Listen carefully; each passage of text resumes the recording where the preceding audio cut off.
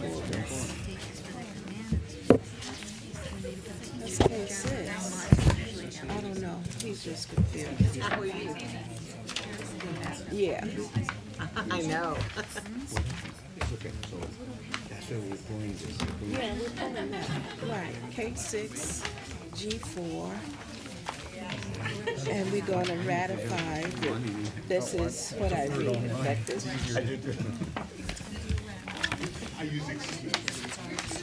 Excellent. Okay. Oh, well, very good. Reference K1. Oh, okay.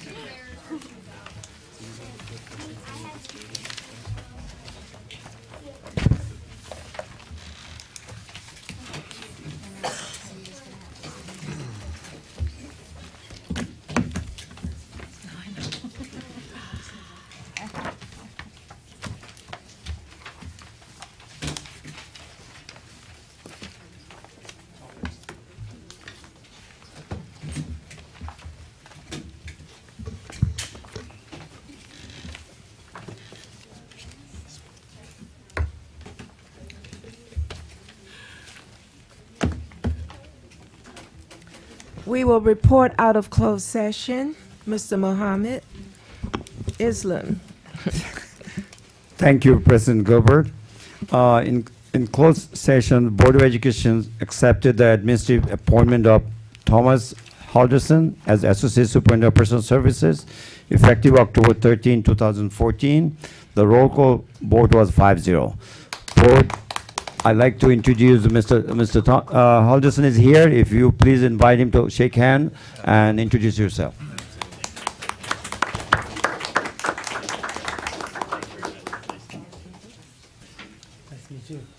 Hi, nice to meet you.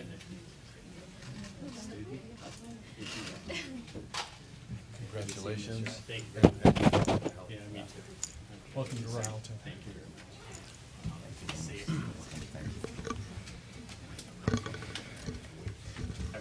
Thank you. Mr. Islam, are there other reports? Yes, thank you, Ms. Gilbert. Next items, the Board of Education's approved the settlement agreement of Office of Administrative Hearing case number 2014080321. The roll call vote was 5-0. That's all. Thank you. May I have a motion to adjourn closed session, please? So moved. Thank you, Mr. Ayala. Second. Thank you, Mr. Martinez. All in favor? Aye. Aye. The motion is carried, and closed session adjourns at 7:31. Now we will reconvene open session of the Rialto Unified School District at 7:31. At this time, we will open our school board meeting with Fitzgerald Elementary School fourth grader Jessica Bailey. Where's Jessica? Oh, there you are. She will lead us in the pledge. Even though Jessica is only 9 years old, she's quite busy volunteering as a junior Girl Scout. I think she has on her uniform. So let's give Jessica our attention. Put your right hand over your heart. Ready, begin. I pledge allegiance to the flag of the United States of America and to the republic for which it stands, one nation, under God, indivisible, with liberty and justice for all. You may be seated. Thank you, Jessica.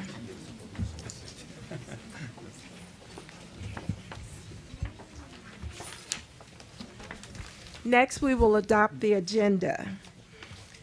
May I have a motion to adopt the agenda?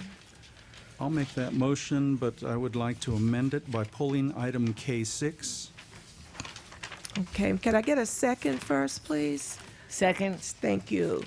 We also have some other adjustments to the agenda. We're going to pull item K6, also item G4, and There's going to be a ratify of the Security Department Operational Assessment, reference K1-1.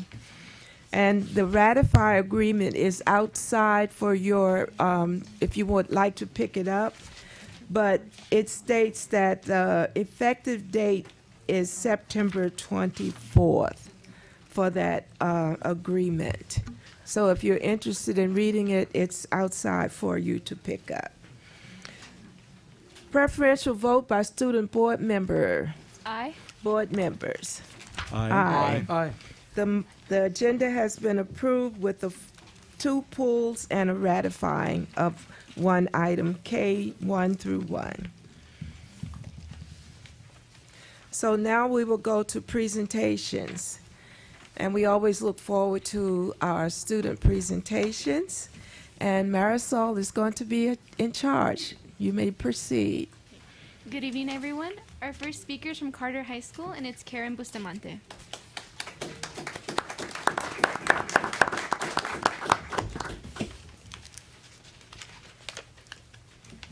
Good evening, honorable board members, interim superintendent Mr. Islam, and viewing audience. My name is Karen Bustamante, and I'm the student representative at Carter High School.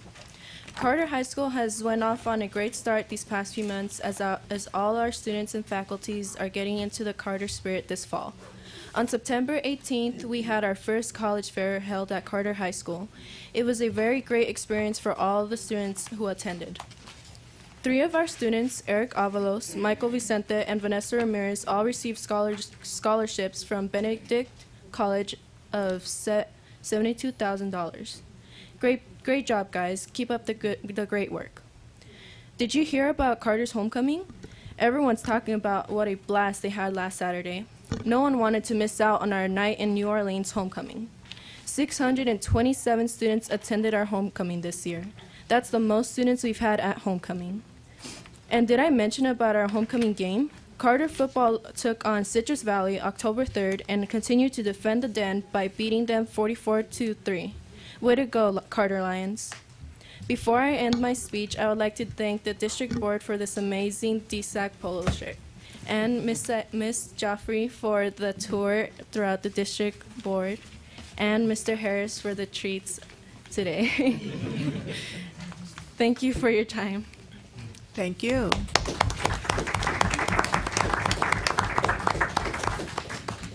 Our next speaker is from Rialto High School, and it is Edward Ortiz.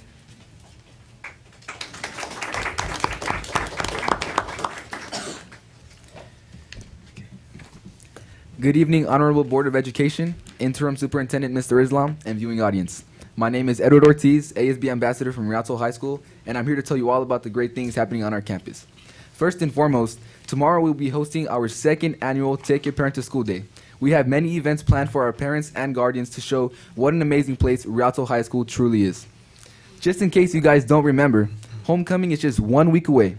Our theme is Disney's Remember the Magic, and personally, I hope no one loses a glass slipper that night. We will also be hosting our annual Spirit Week beginning this Monday in an effort to bring out everyone's inner Mickey. Throw on that vintage Disney t-shirt, wish upon a star, and let Rialto High School show you a whole new world. Calling all pink ladies and T-birds to our first annual senior movie night. On October 15th, our nights will be grooving to the beat as Grease was voted as the movie to see. Class of 2015 will enjoy a free movie under the stars in their very own quad. Lastly, I would like to congratulate our MESA program and their advisors, Mr. Thompson and Mr. Anserman, as they're recognized as the top high school MESA program of the 2013-2014 school year. I would also like to thank Ms. Aida Joffrey and the Board of Education for these nice polos. Thank you all, and have a good night. Good night. Thank you.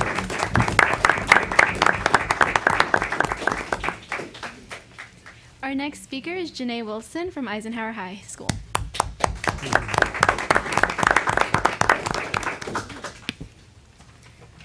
Good evening, viewing audience, honorable board members, and interim superintendent, Mr. Islam.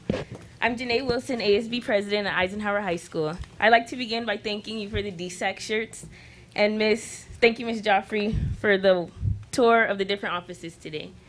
At Eisenhower, we recently had our homecoming. We more than doubled our goal of the number of students we expected to attend, and let me say, the turn up was real. I am also excited to report that our marching band won first place of their division at their competition this past Saturday.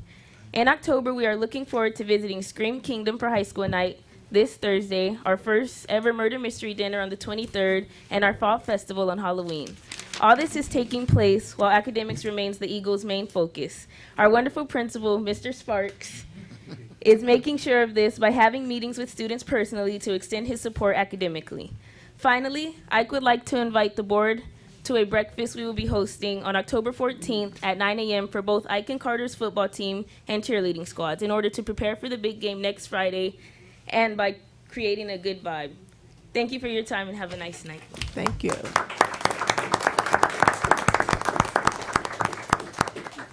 Are there any students I may have missed? No? Okay, well, then this will conclude our GSAC presentation. Thank you, Marisol. And next on our presentation list is the California High School Exit Exam, and that is going to be presented by John Roach. Is Mr. Roach here? There he is. Come on.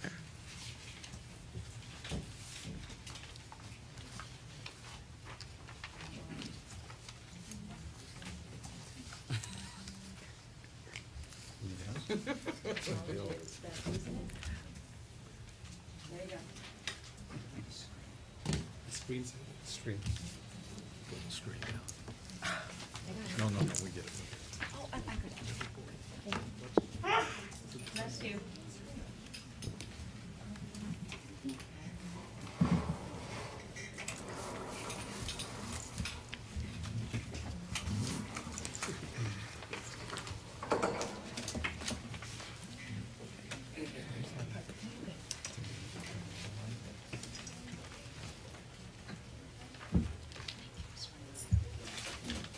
Good evening, President Gilbert, members of the board, Interim Superintendent Mohammed Islam. My name is John Roach. I'm the Senior Director of Assessment, Research, Data Analysis, and Educational Technology. And hopefully our technology will work for us this evening, or else I can only blame myself, I guess. So I'll be presenting this evening on the results of the KC from last year's administration.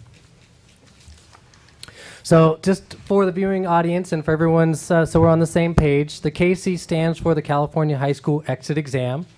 And just a brief history lesson, it is authorized by current California Education Code.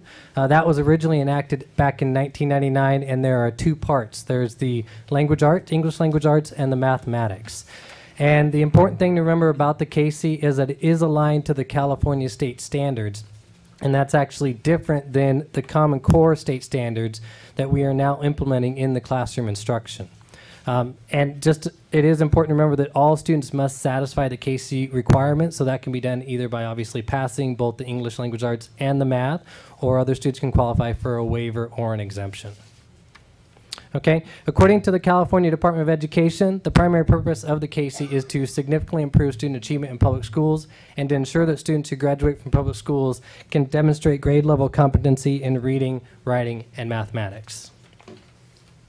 So there have been some changes related to the KC as far as what it is being used for as far as reporting. So in the past, there is the actual APR. So that's what they would factor everything on the right of the screen, the API, the AYP, the graduation rate, and the program improvement status, as well as Title III accountability, really all into one big lump that they would report back to through the state on each school district.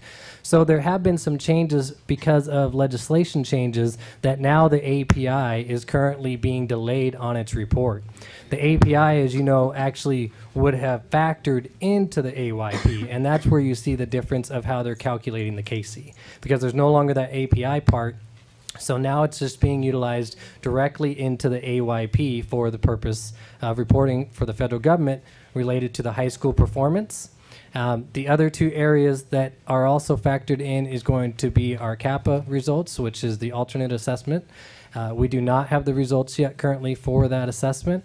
And then our cohort graduation rate. And you may remember from April, the cohort graduation rate for last school year, or the last reporting year, which is really 2 years, was at 80% for the district.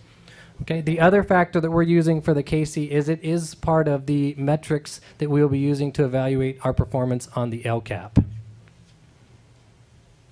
Okay, so I'll be describing, there's going to be 4 different areas that I will go over related to the KC. And the first one will be English Language Arts, and I'm going to talk about both the passing rate and the proficiency rate.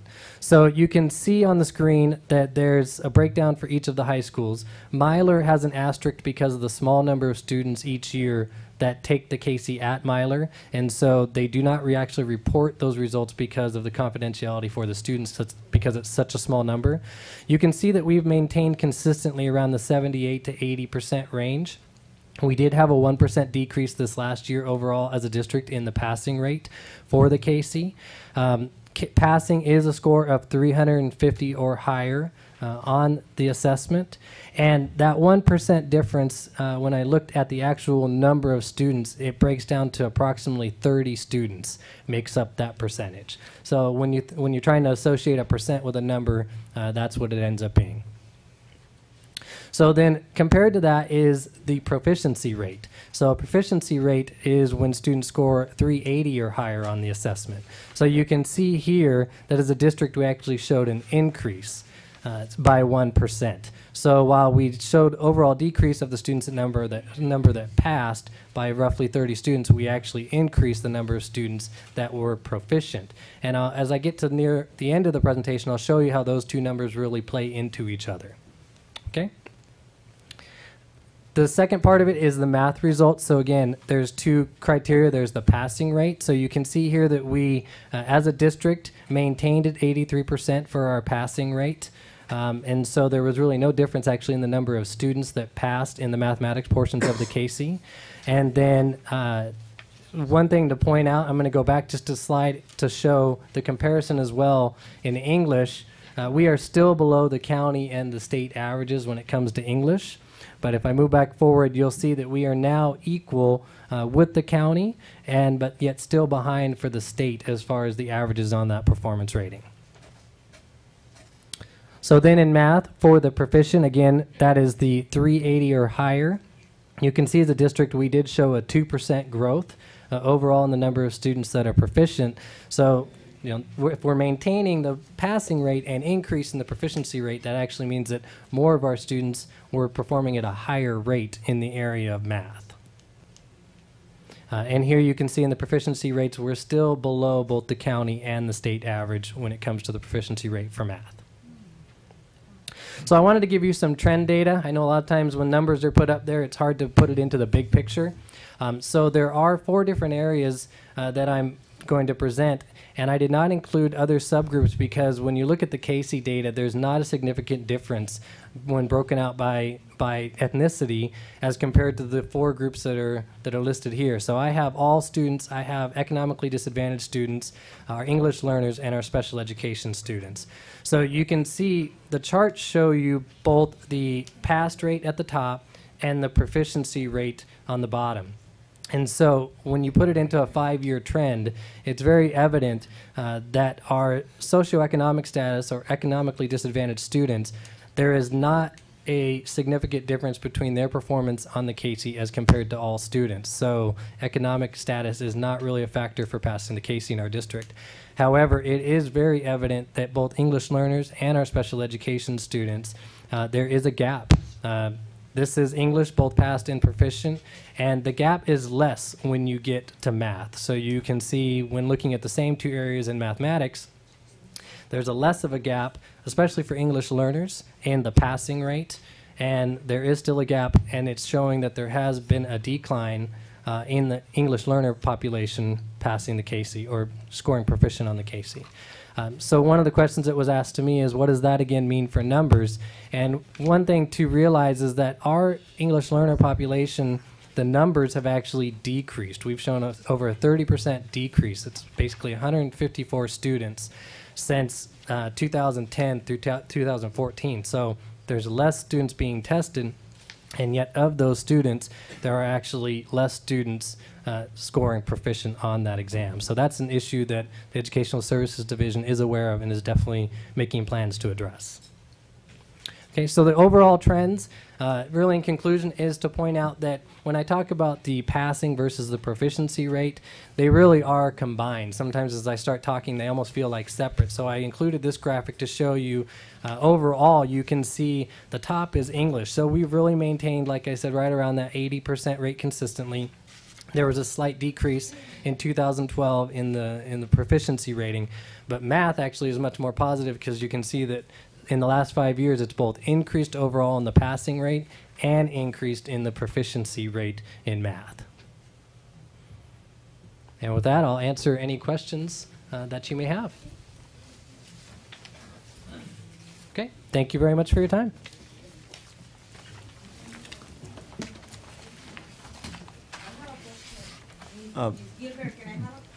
May I, Ms. Gilbert? I'd like to thank John. He really put a lot of work behind it to bring this report to you. So our goal to present to you how our students are performing in different category and different by the ethnicity. So that represent we have work to do. That drive our plan.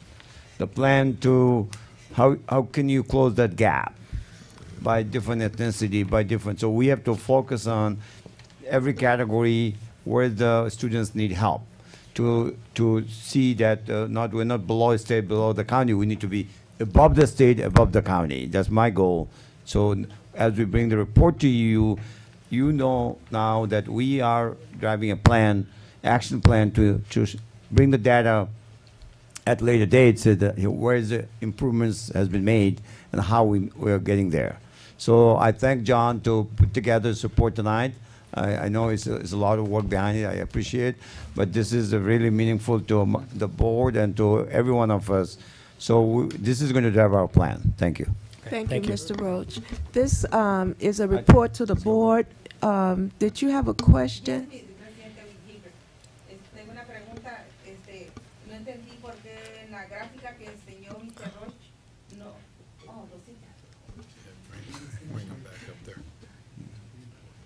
She's coming. Cecilia, can you use the microphone? Thank you. Sí, como madre y como parte de la comunidad, no entendí una parte de la gráfica que explicó Mr. Rocha en la escuela Mylor, ¿por qué no aparece ningún porcentaje? Si también es parte del... Oh, no data on Myler. Yes. Oh, Mr. Roach, would you address Myler? Excuse me, I'm here as a parent and as a person in the community, and I didn't understand one of the tables that were presented, and that was the data on Myler. Why did Myler not show any numbers?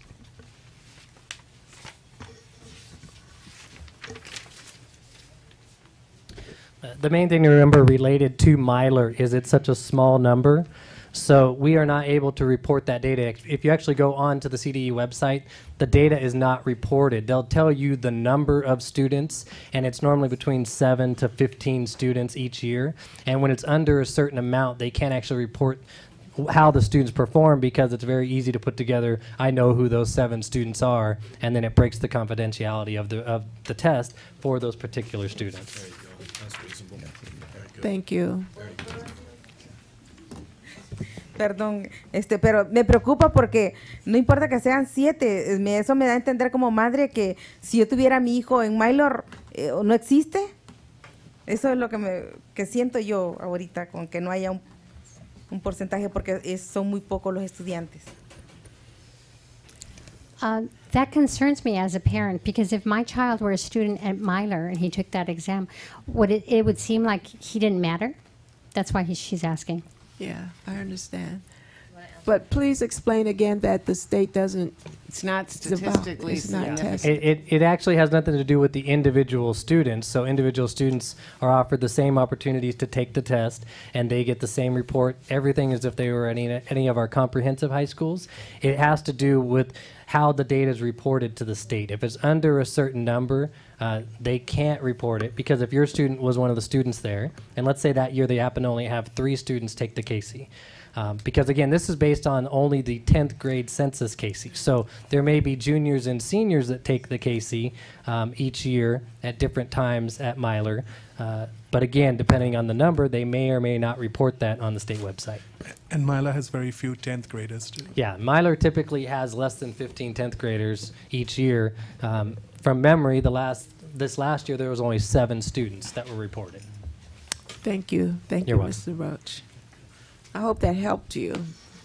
I hope that helped. Thank you. Okay. Now we will go to item C on the agenda, public comments. Comments from the floor.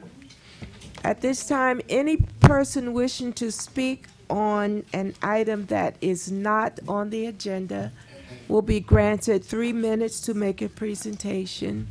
Please pay attention to the time clock. Mrs. Valenzuela will be your timer. So please respect your time and allow other people the opportunity to speak. Mr. Islam. Thank you, Ms. Gilbert. First person, Frank Garza.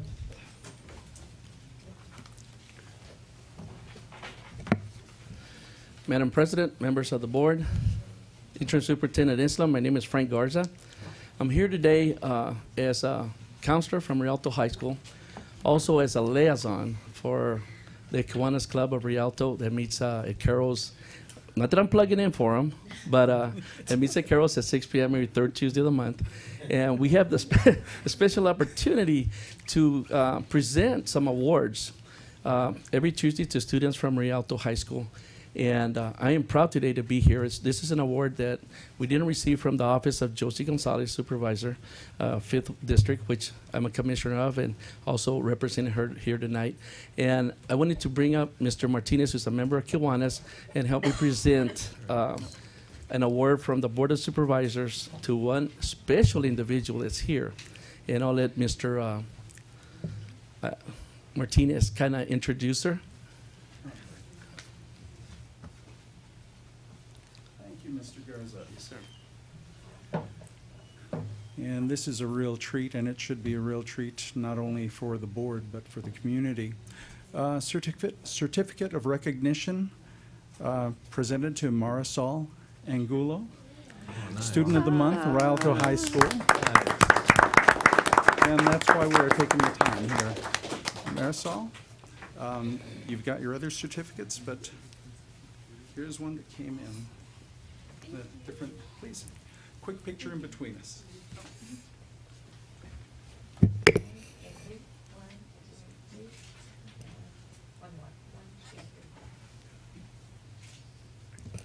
Oh, would you like to say anything? I'm blocking your way. I would really like to thank the Kiwanis, I'm saying it right, Kiwanis, the Kiwanis Club for the award and the recognition, and it's just, I just really like to give recognition to the club because it's very nice to what the things that they do, and they help the students, and it's a big motivator, and basically it's a really good motivator, and it makes me feel proud. What are you going to do? What are your plans for college? For college, I plan to major in sociology. So, okay, as of right now. Okay. And go where? Where would you love to attend? My dream school is UCLA, as of right now. Okay. Congratulations. Congratulations. Thank you. Congratulations, Marisol, and thank you, Mr. Martinez. I enjoy being the liaison from the Kiwanis Club, and see you guys there. Special invitation to some people on third Wednesday. Thank you, Mr. Garza. Next, Russell Silva.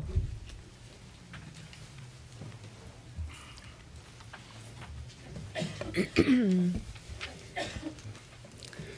evening, board members, administration, and viewing audience. My name is Russell Silva, and I'm a Rialto resident. At the September 24th meeting, Ann Fangagni of the Dolinka Group presented to the board a report titled Measure Y, Community Outreach Findings. Within the report, she indicated that they used numerous forms of mass media to notify the public about the 2 town hall meetings. But I questioned their attempt because they fell way short of the total that they had to get for the taxpayers out there. It was evident in the turnout. When Measure Y was presented to the citizens in 2010, much effort and a large portion of money was spent to get their positive vote. But now it appears that less effort is being done to keep those same voters informed of the status of the work being performed and the funds spent. The RUSD Bulletin is a new district published newsletter that just began a few months ago, but is not really widely distributed to the public. The Rialto Record is also locally published newspaper, but it is not widely distributed. I only tend to get a copy when I come here to the board meetings. And the Twitter accounts that they used are primarily sensationalized social outlets where people don't necessarily go on there looking for information. The San Bernardino Sun seemed to be their only real stronghold, but even that didn't work because it lacked the people coming out. According to the report, 70 people attended both meetings, but there are 47,181 voters in this district. My wife and I attended the meeting at Rialto High School, and to be honest with you, of the 40 people that they said reportedly attended, about half of them were actually tax-paying citizens. The others were the oversight committee members, representatives from the delinquent group, some administrative staff, and children. I don't think that less than 0.1% is a fair representation of the taxpayers. The report also indicated that the 1999 Measure M and the Measure Y, out of those two, $96.6 million was used to work on the district facilities. Yet we are still behind in functionality and technology, especially at our flagship school, Eisenhower High School. I suspect the funds have not been managed wisely. Board member Nancy O'Kelly's request to get a detailed disclosure of the funds spent and board member Joe Ayala's concerns about the increase in taxes are both right on target.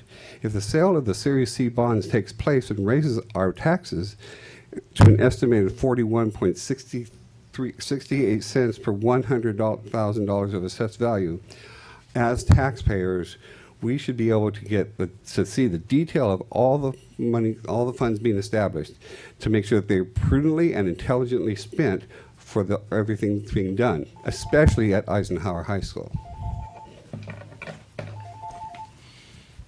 May I make a comment?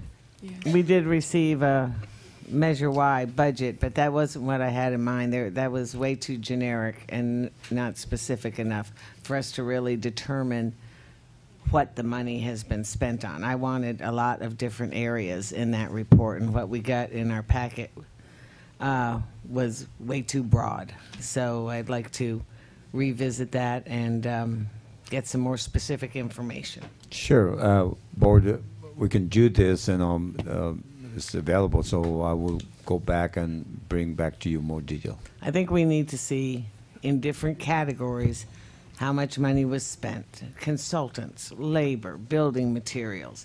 I don't know how you organize it, but this was just like, didn't tell me anything, so. Okay. Well, what you received, it is summarized of the key elements of the money how we spent. It's not a meaningful report, but it is not, perhaps you're looking for more detail. Right. In the constructions, there's so many categories. You can say labor, material. So when you come to our financial systems, it's merged into an broad category. I mean, otherwise it is impossible to maintain your financial system, the system we use to maintain our record. So our source of the information, what we can present to you, pulling from the record what we maintain to our system. So I understand your point. I will bring back to you the more detail. Okay. Thank you. I think Mr. Martinez had a comment. Thank you, President Gilbert. Will the report be available to the public on the website? Yes. I mean, the current report that we have, so they can at least peruse. I plan to put in the district website. I also plan to present this to the oversight committee. Yes. Okay, thank you. Mr. Martinez. Yeah, I just wanted to piggyback on what Ms. O'Kelly said. I think what we got was not an analysis, which was something we were looking for, Right. more like a detailed report. It was more like a PowerPoint type report Right. on some of the expenditures for the Measure Y. But if you need help from outside of the district to be able to put together that report or spend the time to review all of the Measure Y expenditures, and detail where every single penny went, how it was used, then perhaps you need to be more open with us and let us know because that's what we'd like, that's what the community would like to know, and that's what we've been asking for. So maybe we need to put together an agenda item to have someone look at that, or if there's people that can do it here, we expect a more thorough report. Right, but I do have a highly qualified staff who the information can be only pulled what you have in the system and how money was spent. So we can do that. So there's to bring somebody who has no knowledge about our system, doesn't understand our process, doesn't understand how money is spent, we're going to spend more time and more public money for. I can assure you, the staff we have, they can produce the report what you're looking for. Maybe And you could take it project by project and break down each project Yes, for us and into all the different categories, and then do the next project. That gives us. Again, the Yeah. report, perhaps I need to have a session, sit down with the board and walk through the report, because the report nothing but a category and number. So perhaps maybe we need special sessions to go over this detailed report. That will be my recommendation to help every member of the board and the public to understand. Mhm. So I don't want just saying, here's a report, here's a number. So I think it requires understanding of the data and information which I'm going to present. We can bring it to you as detailed you like. That's not a problem. Yeah, we can do that. So I will bring it to you. Again, this is what you received. It's a summarized major category where the money is spent. Constructions, consultant, big category. Construction, there's so many categories. And then individual companies that were paid. Okay. There's a lot of concern in the Yes. community about this, how Measure Y monies have been spent. And Mr. Silva bringing up Eisenhower is a very sore point with me right now. So I want to know where the money went specifically. Let me bring to you the next report, the detail you're looking for, and if hopefully that will meet your expectation. Okay, thank you. Okay, thank you. Next person. Scott Sparks, principal.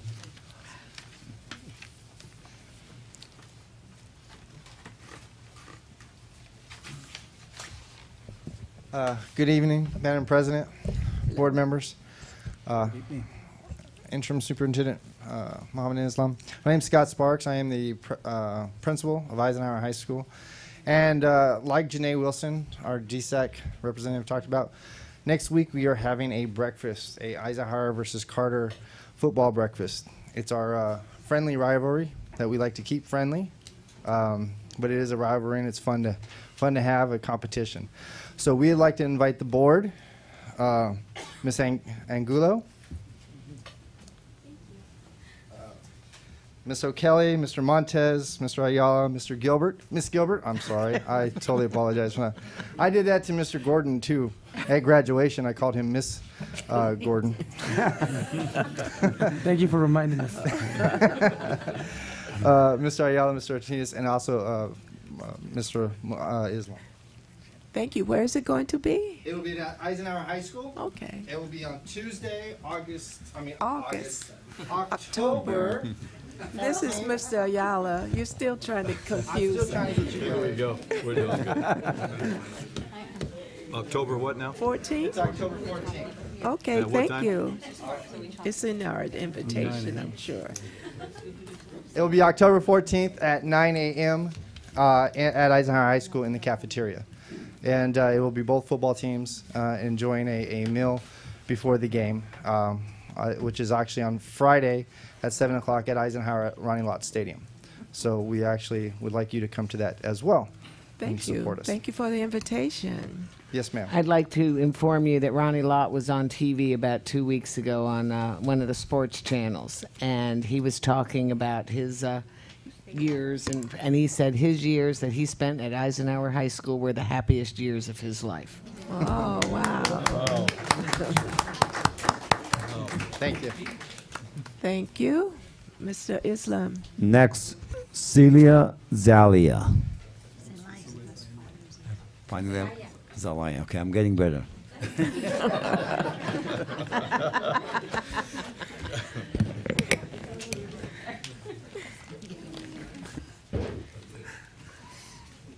Menos mal que no me dijo señor Celaya. Sí, pues claro. It's a good thing I wasn't introduced as Mr. Salaya. Buenas noches. Como me presentó Mr. Isla, soy Celia Celaya. Buenas noches a Miss Gilbert, presidenta, y a los board members, y Mr. Island, superintendente interino. Mi nombre, como dijo Mr. Island, soy Celia Celaya y soy coordinadora de un grupo de apoyo para papás de niños especiales. Y la razón de que estoy acá ahora es porque todos los papás nos estaban preguntando acerca de cuál había sido la decisión de la sesión especial que tuvieron el lunes 6. Y pues ya nos presentaron al señor que está aquí presente, no me recuerdo el nombre. Esperamos que haya sido una buena decisión.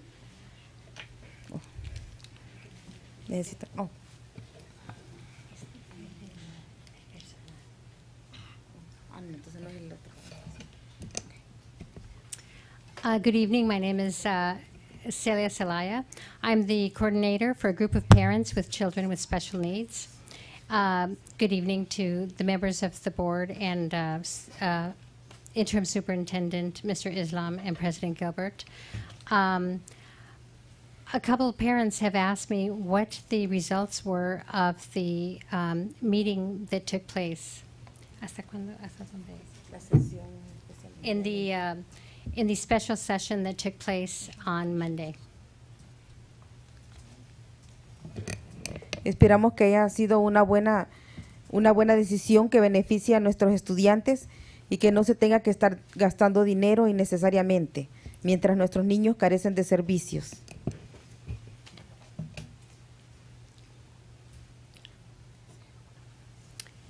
And we hope that there was a good decision that was made to benefit our students, and that you don't spend too much unnecessary money while our children lack of services. Y también reiteramos nuestro apoyo para Mr. Island, pues hasta ahora hemos visto que ha hecho un buen trabajo. And we reiterate our support for Mr. Islam, who until now has done a very fine job. Y también queremos pedirles de que por favor, si tienen que contratar a alguien, que no sean contratos largos, porque al final terminamos pagándoles sin haber trabajado. And we also request that you please do not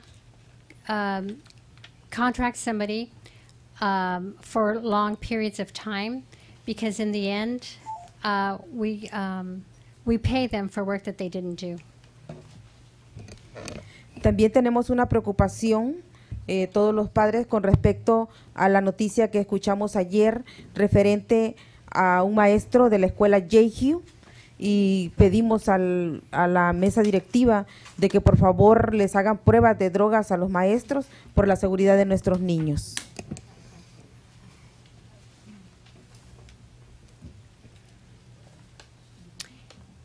And also with what happened at JHU, we have to start. We have to start giving drug tests to teachers for the security of our children. Gracias. Thank you. Thank you. Thank you. Mr. Islam. That's all the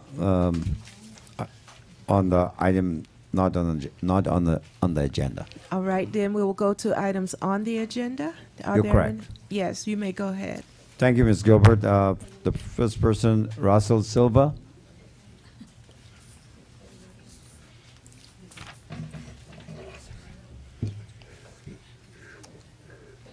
Good evening, board members, administration, and viewing audience. My name is Russell Silva, and I'm a Rialto resident. Agenda reference item number H4, the grant of easement for the city of Rialto is an access easement ramp for the community trail to Warner Elementary. I see several fundamental things that are wrong with this. First, property is valuable. When the district acquired the land to build Warner Elementary, it paid for it. It wasn't given to you. I see nothing indicated where the district is receiving a fair price for the city to use this property. It's done all the time, even with other public agencies. I work for the Cucamonga Valley Water District and just negotiated an easement across the Metropolitan Water District to get to one of our properties. Property is valuable, and the district should be compensated by the city for the use of it. Giving away the use of the property could be seen as giving a gift of public funds. But my biggest concern about this is the statement at the end of reference H4-1, at no cost to the district. The purpose of the ramp is to allow access to a pedestrian gate on the north side of Warner Elementary School. Isn't this the backside of the school? Isn't this where the basketball courts and the open fields are? Isn't Warner a secured campus? And now aren't we creating a potential breach of that security? I know the school has security cameras, but in reality, how successful would it be to monitor that pedestrian access gate 230 feet away from the existing buildings? It would take less than a minute for some unwanted person to walk through that gate. And if this plan goes through, who's going to open and secure that gate before, during, and after school? Are you planning to hire a staff member to monitor that gate? Or are you simply going to add this duty to the numerous duties of the custodial staff, the teachers, or the paraeducators? I've heard that students jump this fence to get on and off campus when they go to school. Why is this even allowed? If you're going to allow the access for this camp to access and the district is going to pay someone to monitor this access, then why don't you put somebody back there now with authority to tell those fence jumpers to stop? If its installation goes through, is this gate being installed for the convenience of the students that are too lazy to walk around the block to go to school? Because if that's the case, then what about the other school sites where houses back up to it? Why don't you just let them put gates so their kids can walk through the backyard and into the school site? Now, truly, that sounds ridiculous. But allowing a rear access to an elementary school site from an unmonitored public trail that could be used by vagrants, criminals, pedophiles, child molesters, or even worse, is outrageously ridiculous. Forget the monetary value that the district could receive from the city for the use of the easement. Forget about the additional staff that you would have to pay to monitor the gate. Forget about the cost of placing additional cameras to actually watch the activities of the gate.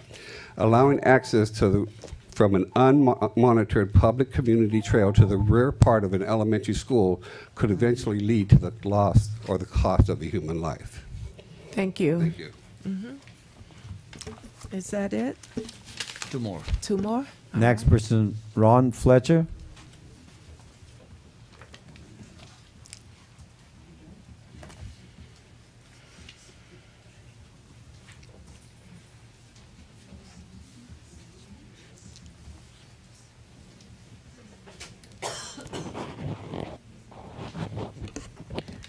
Good evening, Board and Madam evening. Gilbert President and Mr. Islam. I'm Ron Fletcher, and I'm the Area Vice President for Substitute Teachers. I have several items that I'd like to bring up. One, I noticed that the drought has really affected this school, and if it wasn't for Rosie over there, I'd be almost dying of thirst right now because you don't have any water in your vending machine, so I couldn't contribute. So the other thing I'd like to say is last night at the San Bernardino School Board, I handed out a picture, or actually the paper, of RUSD. I believe it was your picture in Ms. Gilbert's, and I handed it to the school board because I think your idea of having a student representative on the board should be throughout all school districts. And Zaidu was kind enough to even give me a rundown on your board policy and the state laws on it so that I could give it to the San Bernardino board so that we could also have a student rep over there. When I first brought it up, I was told that the student rep couldn't vote, so why have him on the board? I said, you need a student voice, and I'm glad you have one here. Okay.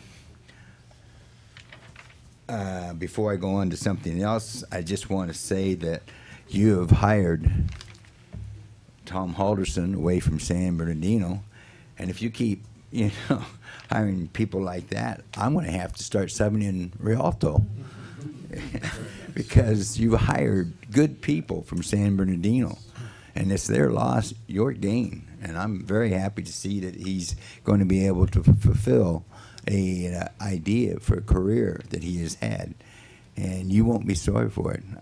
I can tell you that. Okay.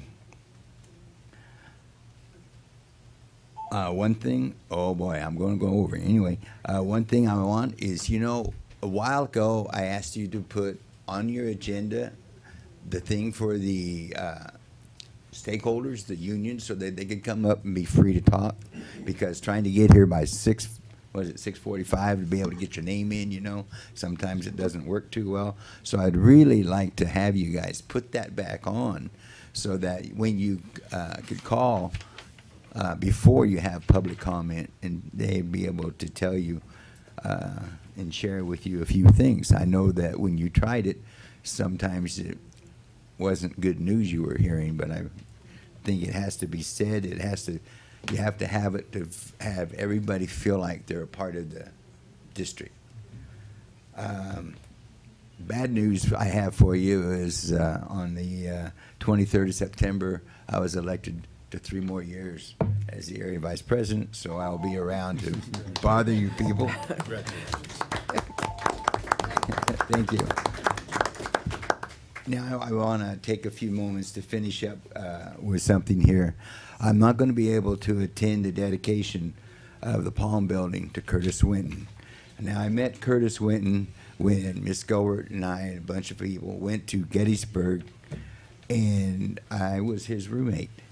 And I heard a lot of stories about Vietnam and the helicopters, but one of the things that really impressed me the most was Curtis, was extremely passionate about having African American students have their parents involved, and he wanted to expand it to all parents. And I think that is what he's probably been able to get through, because I know when I went to his funeral, I was just amazed at the number of people that were there. So I am very happy that you are giving him the same honor that you gave Dr. John Castellanos by naming this building after him, by naming another building after Curtis Winton. Thank you. Thank you, Mr. Fletcher. Next, Linda Silva.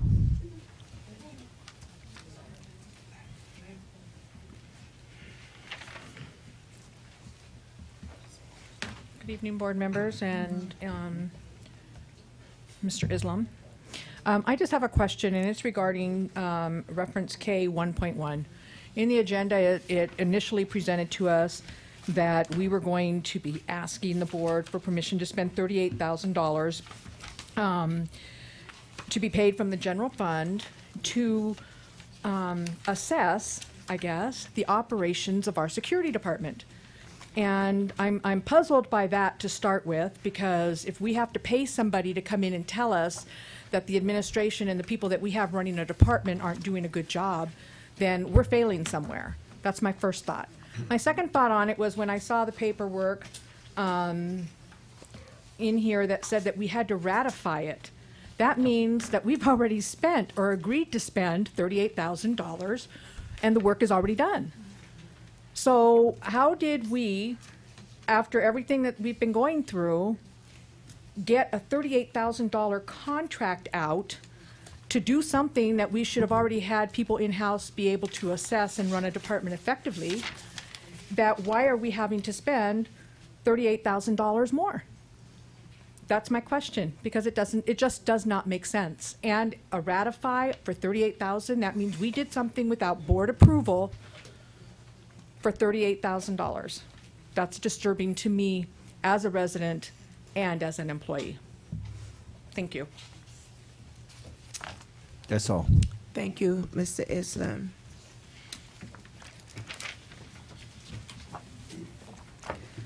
Now we'll move to public hearing. Open public hearing. And there's none on the agenda. So we will move to public information. Number 1, Williams Settlement Legislation Quarterly Uniform Complaint Report. The summary is from July through September 2014, and that's in reference D1.1. And number 2, acknowledgement of receipt of the Scale Leadership Academy Charter Petition. Next, we'll move to consent calendar items.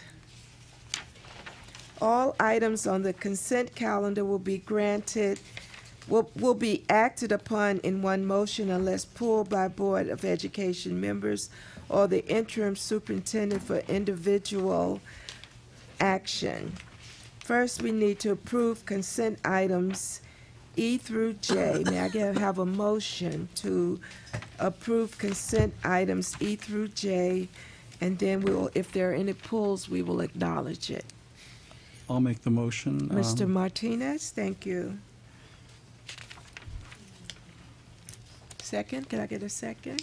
Second, but I have a couple polls. Yes, and I want to discuss item 4 that Mr. Silver addressed. We will talk about that. Is there any others? And I just wanted to do item 3. Item 3 and 4. So we will address Under H. under H3 and H4. We will, all the others will be okay? All right.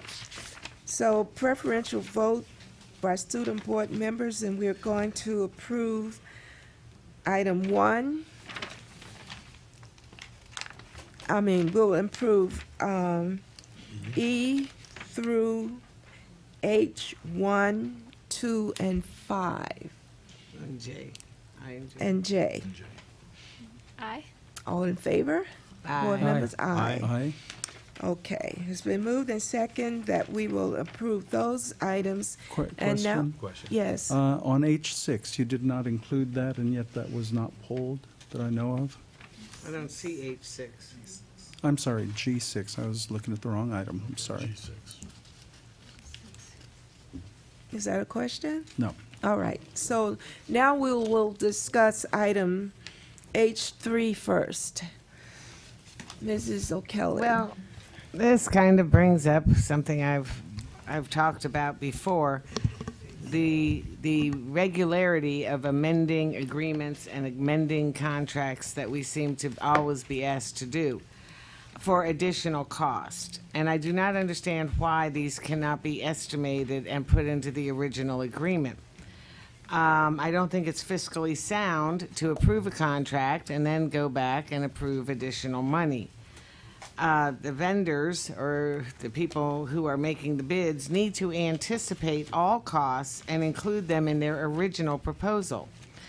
Personally, I feel it looks like vendors are bidding low to get the job and then bumping up the price later to get additional money. And we've done this so many times that I really believe that is the case. They cannot be, we just went through a deal where the vendor was $1.5 million off in his estimate. How do they do that? How can you possibly be $1.5 million off in your estimate? I can understand being a little bit off. Anyway, I feel it's unfair to vendors who do include all anticipated costs in their bids, and they're losing the opportunities and they're losing the jobs because these other people come in low and then bump up the price. That's what it seems like to me. I have no proof that that's what's being done. But I want these vendors to understand we are not going to be in the habit of amending contracts, that we want them to be much more accurate on the original proposal. I know on a much smaller scale, my husband's a contractor, and I've said this before, if he was off on his estimate, we had to eat it, okay? That's the bottom line. We lost money on that job. So I don't understand how we're doing business here, that we're constantly giving these contractors and vendors additional money. And I'd like it to stop. Are there any other comments on this item? This is regarding the school planning services, right? That's correct. It's my understanding that that's not what happened here. What happened here is we're being billed for additional services that were rendered that were not included in the original contract. And could you explain to us what those additional services were? I'll refer to our Director of Facilities. She's here. Could you please come explain this? So if I'm correct, it wasn't that they that they proposed less. They're asking to be compensated for extra work that was not included in the original bid. Is that correct? Well, there was a little bit of extra work. The rest of it was printing cost and fees and things like that that they can easily estimate. Yeah, go ahead. Yes, it was explained to me. I'm sorry, this is Iris Chu. I'm Director of Facility Planning. Board President and the board members, Mr. Islam.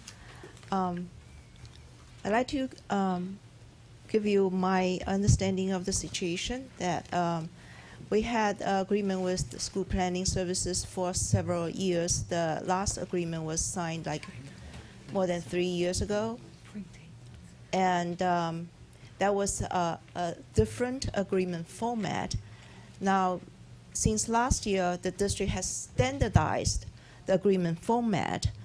And in the transition of the language and the format of the agreement, something was missed. And I believe that's the reimbursement part that was missed. The new format required the agreement to be written as not to exceed and with a defined scope of services. And so we took the consultant scope and just transcribed to the agreement. And therefore, when consultant did not include an item called reimbursement for this and that extra services, we did not include that. But in the end, there was a little more involved additional service, such as responding to the Building Industry Association's questions of why we have to raise the fee and what methodology was used, whether it's they challenged the methodology. And so the consultant had more than a couple of responses through email and letter. And then we asked the consultant to be present in the board meeting because we were thinking that maybe the BIA will be present to raise questions. So that was considered additional to the agreed services. And we understand that we need to give an estimate of what to be expected, what we need the consultant to do after the report's being prepared. We will do that next time. I appreciate that, but what I want to see is a definite not to exceed on any reimbursable expenses and a itemization of what those reimbursable expenses might include. And other than that, I think the vendors need to understand they better be spot on with their proposals because we can't keep doing business this way. No, we will definitely do that. This is the a changing of the agreement format that sort of will miss this part. And I would always anticipate that anything that's on the agenda to be approved and the representatives from the company want to be here, that they should expect to be here and should expect to answer questions. But we're being charged because we ask questions. I think that's a little I think that's a little out of line. Agreed. I appreciate that comment, and we'll do that. I just would like to say that based on the information provided on the agenda, it seems like these charges have more to do with the fact that district staff asked them to do additional work. So if district staff asked them to do additional work, then maybe it's a matter of district staff first running it by the board before they asked to do the additional work outside of what was agreed to in the contract that the board approved, and then bring it back and have the board approve it after you guys had already told them to go ahead and do the work. So it minimizes the confusion to us regarding change orders and other types of services that we sometimes have to approve. But in this case, according to what's written in the agenda, it's clear to me, and I could be wrong, I don't know if I'm misinterpreting it, that district staff actually asked the consultant to do additional work that was not in the original bid, and because they completed what district staff asked them to do, that's where the charge is being made.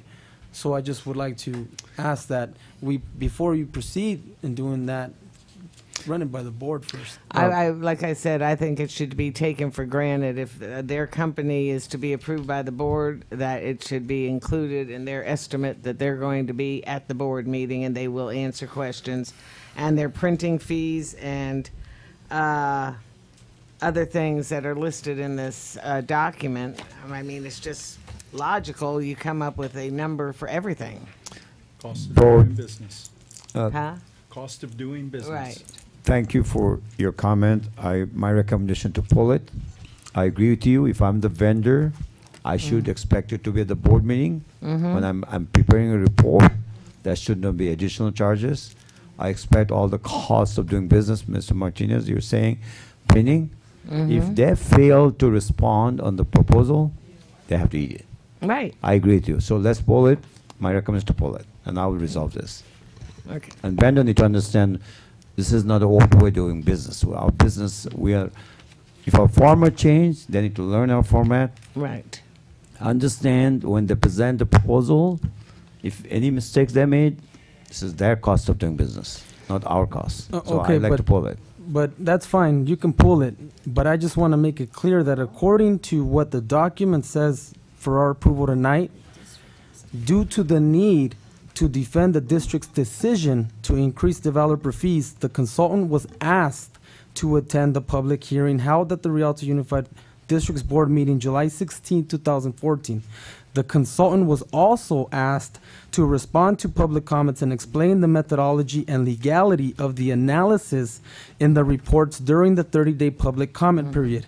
These activities were not covered in the original agreement. So wait, just a second. So what I'm saying is, let's be fair on our behalf as well, and not expect people to provide services above and beyond what they originally agreed to, and then get mad when they come back and charge us. Mr. Montes, this type of report is expected.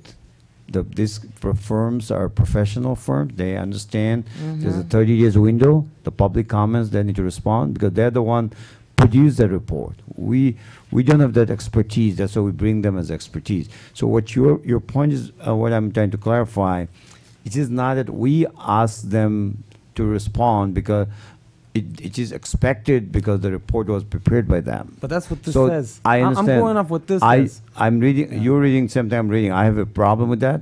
So I'd like to deal with this matter. If you please pull it, let me handle it. I'm not going to be unfair to the vendor as you're pointing this. I want to be fair and reasonable. If this is a technical report and you expect it to be at the board meeting, you expect it to respond to the public comment, you expect it to defend your report, there shouldn't be no additional cost. Right. It's like an attorney present a legal opinion, they need to respond to that. So you cannot say, well, if you want me to do this, you have to pay me additional fee. Well, we could avoid all this song and dance if all this is worked out beforehand and not after the fact. I agree. That's the reason that we have to correct our own mistakes and we have to correct the vendor. They failed to present the requirement under doing this type of report. So we'll fix it. May I have a motion to pull item 3? So moved. Thank you. Second. It's moved. It has been moved and second that item 3 under H will be pulled. Next, we will address item 4. Grant a 25 by 50-foot easement located behind Werner Elementary School and Rialto Middle School in the city of Rialto. Would you please come back and address that also?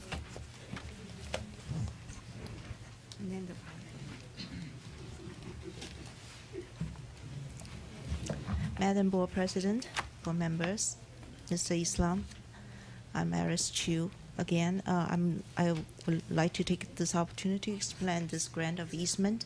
And I want to thank you, Mr. Silva, to bring this up. Would you please speak into the mic? appreciate you'll keep us work alert and be attentive to what we're doing. This is an opportunity given to us by the city. The city received the grant from the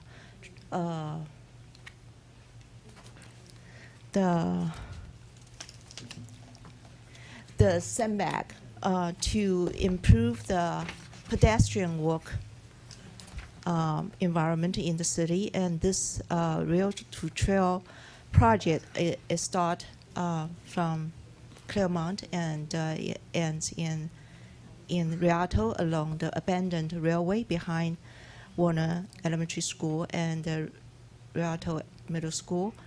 And the city is going to have a very nicely landscaped trailway and with benches and maybe exercise equipment. And the purpose is to encourage people to walk and encourage, by in this instance behind the school, encourage the student walk to school. Therefore, they present to us this opportunity to open a access to this trail project. And we assess the benefit of it. We decided it's a good idea to have a gate along the the fence, and we anticipate that the gate should be open during the early morning drop-off hour and evening in the afternoon the school release hour, and perhaps during the weekend when we have facility use, people use the fields for their baseball or basketball practice. So it's going to be secure. The security of the gate is in the hands of the school, so we can lock it anytime we want. Yeah, I just, if I may comment, I just would like to thank you, Ms. Chu, for your explanation, and I do want to thank also Mr. Silva for raising the concerns. Your concerns are very, very well-founded, and I believe this board will take them into deep consideration. I do want to say that I think this is, I truly think this is a win-win for the city and for the school district, because of the fact that this Rails for Trails project starts in Claremont and comes all the way down and ends in Rialto. So Rialto doesn't end in Fontana, it ends in Rialto. Rialto has an opportunity to, for those runners and those bikers that start in Claremont and ride all the way and run all the way down here to Rialto, to be greeted and welcomed by Rialto and not locked out, not closed out and say, no, we don't want you to come and exercise and jog here or walk here. I think it's a good opportunity for our residents. It's a good opportunity for our children to participate in a healthy lifestyle and get some exercise. I've seen the type of exercise equipment that is used for public parks. So I'm guessing that's the kind of exercise equipment you're speaking of, you know, like pull-up bars and push-up bars and stuff like that. But I think this is great. I think it's a good idea, and I think it's time for us as a school district to work together hand in hand with the city and connect the bridge that has been burnt in the past, and see what we can do to help each other out. I understand there's money to be made, but how can we expect to make money on a small piece of property that's going to be in use for our own residents and our own children? I understand the business aspect of it, but I don't think this is the proper situation to try to make business off of it. I think it's good for our city, it's good for our district, it's good for our kids. And like you said, we have a lock. We can lock the gate, we can unlock it, we can make the fences bigger and stronger if we need to. The city has their own security system that they can operate. We have our own security system. We have our own safety matters to handle this type of project. So I just want to say that I understand the concerns, I understand the safety issues and concerns, but I think overall it's something that we could be a part of to really let our community know that we want them to be healthy, we want to provide and help our city provide for them. Thank you, Mr. Montez. being a veteran board member, I can go back in history. And when we built Rialto Middle School, and I think Bill is listening because he was here also, and Werner Elementary School, I think we signed a joint use agreement with the city of Rialto. And maybe Bill could go back and explain that. So this is part of that started way back some years ago.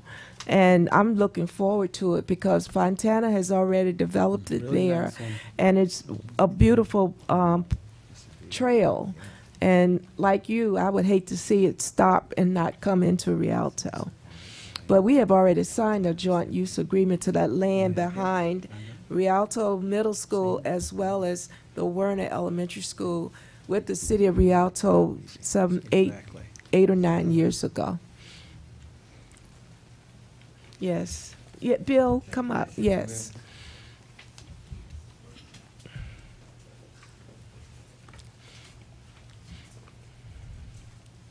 Good evening, Board. Bill Ralph, Director of Maintenance Operations. Also, there's another thing to consider here. We were looking at the fact of a safe route to school so that the students wouldn't have to come out onto Cedar and out onto Rialto Avenue and come all the way around. They could come directly from the north, all of the neighborhoods of the north, come through the rails to trails and then through the school. So that's a huge concern for us, and we were very pleased with the city when they were wanting to engage with us as far as this joint agreement with the new ramp and the new access. So that's one huge consideration, to keep the students off of Cedar, off of Rialto Avenue or Cactus, and then Away allow from the them to come cars? through. Away from the cars? Yeah, the 4-lane. So Right. that was just one more thing I thought I'd throw. I would assume that the backs of those schools are fenced with high fences. I mean, that would be my only concern if anybody going on the trail could just Right. get into Yeah. the school, and And then they're- we have another problem. So Yeah, so it's going to have to, it's going to have to be, watched, but it will be secured, and it will be opened in the morning for, for when the students arrive, and then closed, and then dismissal time. So. Thank you. Ms. Gilbert. Mr. Martinez, I'm sorry. Thank you, Ms. Gilbert, President Gilbert. We serve the same community. It's the same kids, it's the same adults, the same good kids, bad kids, people. So I'm not so much concerned as a gift of public funds, because it's taxpayer money going back to taxpayers. I am concerned, and I had the same concern about safety, but Bill Ralph, you really addressed it, because of the safety for kids. It wasn't a couple of years ago, a couple of kids got hit on Cactus. Right. And this is one way to address that. I thank the board and candidate Silva for bringing everything up. I like the idea of addressing things before we vote on them. I think the board is moving in that direction. And I'm for it. I am concerned about security, but less concerned now with your statement. Thank you. Thank you. Thank you. Ms. Chu, thank you. Perhaps, Mr. perhaps a security officer at Rialto Middle could be out in that area during the peak traffic times or something, just monitoring and making sure everything's safe. Sure. I'd like to comment, Bill and I drove there. When city proposed this, we simply didn't accept their proposals. We assessed this, how it's going to benefit school districts, how it's going to help our students' safety, all this being analyzed. So I want you to know that I went there myself to understand what city plan to do, how it's going to help our schools and our students, our community. So after we analyze, and I personally went there to see through myself to what that means and how it's going to affect our schools and our students' safety was our priority. So after we analyzed everything, we said, no, this is a win-win situation. And as I can speak for myself, the community I live, which is Rancho Cucamonga, the trail project improved the value of the property. You can see that weekend after hours, people enjoy riding bike, walking, because it's a safe route. you're not seeing car driving on the trail project. It's walking and bike. So I honestly, it changed the community. It raised make it better community. The trail will have traffic lights if it's going through busy streets? Yes. Okay. It does. All right. Thank you, thank you. Now we need a motion to vote on item number 4. May I have a motion to approve item 4? I'll make that motion. Second. It's been moved and second that we will approve item 4. Preferential vote by our student board member. Aye. Board members? Aye. The motion is carried. Next, we will move to item K on our agenda, discussion action items. And please remember that we pull item H6. May I have a motion to adopt items K1 There is through no H6. K6? Okay, okay. K6. May I have a motion to adopt action items K1? I will make that motion, Ms. Gilbert. Second. And President Gilbert, I'd like to have discussion on K31. Okay. Yeah, me too. K31. Mr. Martinez, Mr. Ayala. K31 takes us back to approving an item that involves Measure Y. And seems to be a difference of opinion as to how to approach this. And, as much as I'm committed to helping the school with the projects, I'm also committed to protecting the rights of our citizens here in Rialto. And so we need to be careful how we spend our money. And when I say be careful, we need to get approval, because we're looking at the initial project scope of roughly $4 million here, and then the estimate of the initial architect fee of $431,965, which is roughly about 10% or so. We still, I believe, we need to get approval to move forward, unless we're going to use money somewhere else. But it says right here it's coming from Fund 21 Measure Y. So, Can I interject something here? please. First of all, Eisenhower was supposed to get minimum of half of all of the bond money. Right. Eisenhower teachers, many of them for years, have taught without air conditioning. They had the cogen system, which is like a giant swamp cooler. And when it gets above 85 degrees, that thing doesn't do anything. And so you can imagine 36 kids in a class, teaching, energy pouring, and everybody's just hot. Even our cooking class has no air conditioning. So they get 6 ovens going in there. And you should have seen our cooking teacher. She used to be as red in the face as you could be all day long. And I just commend them for putting up with this for so long. This is so far overdue to upgrade the HVAC system for that school. I can't even tell you. And why should Eisenhower staff and students not have air conditioning like Carter and Rialto High do? They deserve the same. I mean, to me, it's a Williams settlement issue. Okay? They deserve the same facilities as all the other students in Rialto. So this is at the heart of it. To have gone so long without air, that was like the upper half of the campus had no air. Nancy, we made a promise to the voters. We said, if you approve Measure Y, your taxes will not go up. So we have to honor that. Otherwise, future This is out of decisions- current Measure Y funds. Well, the way I read Not it, the new bonds. This is out of current Measure Y funds. Is that correct, Mr. Islam? That is correct. This is the fund currently we have for the projects that we're using for HVAC project for Eisenhower. is it This coming out of the bond? This is the bond fund The currently. $98 million, is it coming out of there at all? This is the bond fund. That's what it was for. Yes, this is part of the bond fund, And yes. okay, so here again, it's coming out of that bond fund. We were blindsided, and again, we're back to arguing, just like we had to deal with these reports to the county to keep ourselves solvent. We were blindsided by the state because the 40 years on the note for that bond was reduced to 25 years. All of a sudden, now we have to pay more. We need approval from the voters. 70 people is not enough to make a decision for 45,000 voters.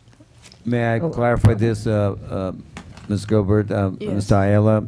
This isn't money sitting in the bank.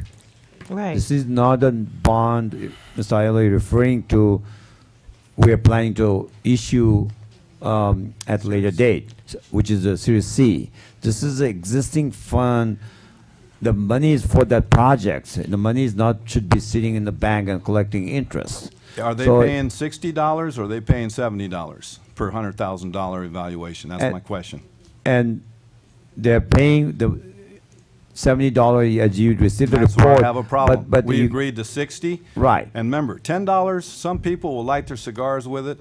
Other people will open up a can of beans to stay alive. But the So that's why I have a problem with this. Let the voters decide.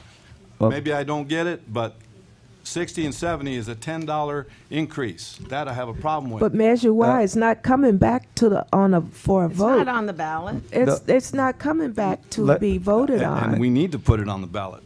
We've already voted and approved Measure Y. Right. That's And we my- that's approved, my concern. we've already approved these projects. I'm only one vote, and I had a discussion with it, and then we vote. Either decide to approve it or not, but at this point, May I need clarify? permission from the voters. Mr. Islam. May I clarify a couple of things, please? First of all, we have to be clear. Does it require to go back to the ballot? Answer is no. No. Because the community approved this. You heard about the report that was presented to the Lincoln Group. And they told us we could charge $120 per assessment if we wanted to. Right. What So kind of advice is that? It's got to go to the voters. again, these items tonight, you have the money we have sitting in the bank to our account for the purpose of the money is to do the project. As Ms. O'Kelly, you were saying that Eisenhower being, my definition, being neglected for Right. many years. Condition of the school is terrible. It's unhealthy. Safety should be a major concern for all of us, and we're responsible sitting here tonight. So this money can we change the tax rate? Taxpayers has to pay $70? Answer is no. Money, this has been sold, money being received, money's in the bank. Maybe we need to get some help from State Assembly or the Senate, because look what they do to us here at local government. They pull the wool over our eyes. We sell a issue to our constituents, to our citizens, and then they turn around and change the game right when we're right in the middle of the project. That's not fair. So maybe we need to send a legal team up there to talk to them and explain to them that we need a grandfather clause. We've already started this. We need to keep it at $60, and if we borrow more, well then shame on us, but we'll get permission on that. So whatever we've spent should stay at 60, not 70. The change of the law does not only affect Rialto, it affects every community in the state. Yes, and we were only 2 districts that were successful with passing that bond. And the reason we were is because we sold it, that it wasn't going to cost them any more money. And if we don't honor that, the board members, the people that come after us, our citizens are going to say, nope, nope, because if you vote for it, they're not going to honor it. You watch, they're going to change it. And we can't do that to them. This, just for clarification, this item is asking to award the work to improve the campus-wide HVAC now the gymnasium's already been upgraded with AC. This is to upgrade the AC for all of the rest of the school, correct? Right. That's Okay. correct. Okay, but this project and this cost would be paid for on the next issue of bonds. No. Is it correct? That says no. No. Okay, so money's there. Money is in the bank. Already there. okay. So then this would be added on to what's already been spent, the 37 million that's already been spent? Money being obligated to the project, money not being spent. That's why we need your approval. We cannot do the project without your approval. Public approved these improvements. You have to But approve. not at $70, Edgar. No. We That's talked I think that's about- where the confusion's at. Yes. So for clarification, this money's is not charging the citizens, the residents, is not charging them the new proposed rate, correct? This money from previous bond sold, Series B. Mr. Ayala is referring to because of the rule change, law change, and other factor affecting our taxpayers, going from $60 cap to $70 per $100,000 property. The fact of the matter, happen when we deal with the what- next series of the bonds. fact of the matter, whether we build the project or not, taxpayers are still going to pay $70. Right. Yes. So Right, but that's we're- done. But what Mr. Series B is Ayala is, already but what sold. Mr. Ayala is referring to, the additional increase that the district was considering for the issuance of more bonds. Future bond. Right, that has no impact on this, correct? Absolutely correct. Okay. But the rate did go up, and they're gonna look at this. Not yet. It's $70. Yes, that's the way it was explained to us. So, since the rate went up and we promised them that it wouldn't go up, I have a problem with it. So, I can't add any more money to this. At least we can say, we're not spending any more until we get permission from the Mr. voters. Martinez. As I understand this, Series B have been sold, they are in the bank, so this money is already being billed to taxes at $70 rate You're correct. per 100,000. You're correct. And the money, whether it sits in the bank or gets spent, is going to still run that amount anyway to the taxpayer. You're correct. Okay, so it's real easy. We do the best for kids, and that's how I have to vote. It's okay. Okay, so are we ready to vote? Yeah, I just would like to, just to clarify, so that the community understands exactly what's going on here. This is not gonna increase what they're already paying, correct? That's correct. Okay, and this has nothing to do with the new issuance of bonds, which myself and Nancy and others have voiced concerns before doing that. You're correct. This has nothing to do with Okay. the. This is already current stuff. It's already. There's money that hasn't been spent. That's the way I understand it. But it is being taxed at a higher rate than we originally agreed upon. So it's one of those tough situations where we don't want to lose trust. And so this is an issue of trust. And I know we want to do what's best for kids. But, you know, I just hope our community, by having this discussion, that they're paying attention, that you're going to have more than 70 people listening to what we're saying here. That we believe in you, we care about you, and these are tough decisions. But somebody's got to enlighten our community, and that's what we're doing here. Perhaps it'd be, if it's okay with the board, perhaps we could bring this item back at the next meeting and get a thorough report on it. No, So we're all an understanding of it. I want to go ahead with it. If I can further help the board understand this is the bond you sold a couple of years ago, money bring to the districts to build the project. This is one of the many projects we have on the list. So we are now go asking your approval to do this project, which is on the list, on the bond list. Right. And if we don't do nothing, money is still going to be in the bank, collecting interest, and school Yes, and you remain can as pay the back same. $10 to every voter and put it back in their mailbox. Okay, well, Uh, I think we're ready to vote, and we'll do a roll call vote on item 3. We'll start with Mr. Martinez. How do you vote? I vote yes, Ms. Gilbert. Mr. Ayala? Obviously, I vote no. Mr. Montes? You said this is not going to increase it, right? This is. I just want to make sure because I understand where Mr. Ayala is coming Answer from. is yes. Okay. This is already happened. All right. Can't do nothing. And it has nothing to do with increasing the fees to issue more bonds. It does have nothing to do. You're correct. If I can make You one can give comment. back the voters $10. Okay, we're For in the every middle of $100,000. we are in the middle of a vote. A motion was carried. My vote And is yes to approve. And I would like to add that I did a lot of active campaigning for Measure Y at the time, at my school and in the community, door to door. Every single person I talked to wanted the best for Eisenhower and their students. That is our flagship school, and I'm sick of it being tossed aside. We are going to do what's right for that school and for those students, and I know this community supports that. Okay, And we this will was supposed vote. to be the first project. Mr. Martinez, vote yes. Mr. Ayala, no. Joanne Gilbert, yes. Mr. Montes I'm okay with it. and Mrs. O'Kelly. So it's a 4-1 vote. Motion is carried. Ms. Thank Gilbert, you. may I say make it a point clear? This is the taxpayers, all the homeowners.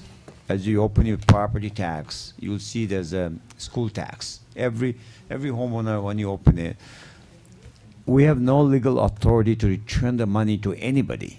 Money was collected by county auditor controller. We all pay property tax where money goes. They collect the money because the board approved this to the ballot, went to the public board election. So, Mr. Ayala, I want to be clear, can district return $10 per household back to them? Answer is no. We have no legal authority to do that. You may not be the homeowner at the time that this bond sold. You How may do we have- return the trust? Well, that's the reason we went back to the town hall meeting. And it's the state that did this to us. We're not doing it to ourselves. You're cor- It's the state that did it. And you're correct. It's a part of the state, part of our mistakes. So it's a combinations, and that's the reason we went to the community, back to the community, to explain this, to rebuild or retain the trust, because we understand it's affect the homeowners. So we do, and that's the whole purpose. We went to community town hall meeting, east and west, or north and south. But unfortunately, we could not have large number of community members present. That's true statement. We know how many members was there. And our purpose to engage back to the community, communicate this message to the board, to the community, saying this is going to happen to you. No surprise. If we going forward, the fact of the matter, what I'm trying to be clear, is can district return $10 per household or homeowner back to them? Answer is no. We have no legal authority to do that. That's all. Quick point. Thank you. And if we wait, it'll cost more than $10. Right. All They'll right. they'll get a fan instead of air conditioning. I think Mr. Ayala's main concern was making sure that this is not the new proposed issuance of bonds at the higher rates. It's not. Okay. This is the money we have, and we have obligation to do this project. It will make us think when we move forward into new projects too, because the voters definitely have to have a say-so. It's going to cost them They a little already more. had the say-so when they approved Measure Y and the projects on it. These are the projects that were already approved And- by the voters. And the consultant said we could go 120 if we wanted to. There's no way that we're going to do that without getting permission. So, you know, at least we can let the That's voters right. know we have their interests at heart. So we will, Measure I will stand as is until we get another measure approved by the public, whether it's in 10 years or 20 years. But we will stand by what we have approved for Measure Y. All right, we will move to item L on our agenda. Comments from the interim superintendent, Mr. Islam. Thank you, President Gilbert. We have several exciting events coming up. One of the event is to honor our Curtis T. Winton building dedications scheduled on Friday, October 10 at 5:30 p.m. at Cesar Chavez Dolores Huerta Center for Education. Please be there and honor this man. His legacy behind in this community and the Rialto USD. Please, if you remember how Mr. Winton used to call Rialto, the way he used to say, I still remember, the man was meant for this community. The flyer is here. If you have not seen the flyer, please take the flyer. The next event is our annual Parent Summit is scheduled, 6th annual Parent Summit is scheduled Saturday, October 18, from 9 a.m. to 1 p.m. at Carter High School. I expect to see everybody be there to support our community, our parents. Please invite your, not only parents, invite your friends. This is a great event. You'll be sorry if you're not there. It is a great event. So I hope to see you all. The next event, October 25th, our Red Ribbon Week is October 25th through October 31st. We need a board member judge for our Red Ribbon Week. We'll let you know the date once it's confirmed. So we need a member to be a judge on this event. That's all. Thank you. Thank you, Mr. Islam. We will go to Marisol. Good evening. Well, today we had our second DSAC meeting, and we were able to tour the district, and all of us that are in DSAC, we all really enjoyed the meeting because I'm tongue-tied. I'm sorry. We really enjoyed the tour because it definitely gave us a new perspective of the district and everything that goes on every day and how hard everyone works. So, thank you. Is that it? Yes. All right, Mrs. O'Kelly. Yes. Well, thank you all for coming tonight. It's always wonderful to see people here and being involved and showing your concern for what's going on in your community. I first wanted to add in there that I am looking forward to attending the Curtis Winton dedication this Friday. However, I cannot attend the Parent Summit as I will not be in town on that day. So I'm sorry for that, but next year. All right, I also wanted to bring up an issue that I've mentioned before, and I just want to make sure everybody understands because some people were asking me and kind of some rumors were floating around that I wanted to set straight. Rumors were out there that principals were being told to tell their teachers not to contact board members directly. And since I have been on the board, I have made it very clear the board represents the entire school district community. We represent the parents, we represent the students, we represent all of the employees. And we are here to assist and do whatever we can. And any of you can feel free to contact us at any time. However, we do want to know, please keep in mind that we have protocols in place in the district as to how things should be done. For example, if a parent or a teacher has a concern, they should go to the principal of that school and discuss it with them. The principals run the school, and they are supposed to handle all issues involving their schools. If everybody starts overstepping the principals and the principals don't know what's going on, they're not going to be able to address the situation. So yes, we want you to feel free to contact us. Please contact the principal of the school where the problem seems to be first.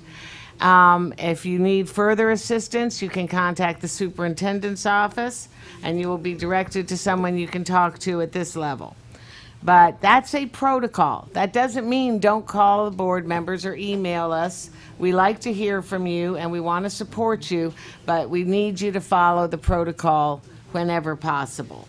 Our emails are on the website, the district website, if you don't know them already. And we are always available to be of any assistance we can. Just keep in touch through the email. But don't listen to people who are saying things like, do not contact board members. That is what we are here for. We represent this community. So thank you. and have a good night. And I hope to see some of you or all of you at the Curtis Winton dedication on Friday. Thank you, Mr. Montez. Thank you, Board President, Ms. Gilbert. Thank you, Nancy. I agree with you 100%. Thank you, Edgar. Buenas noches.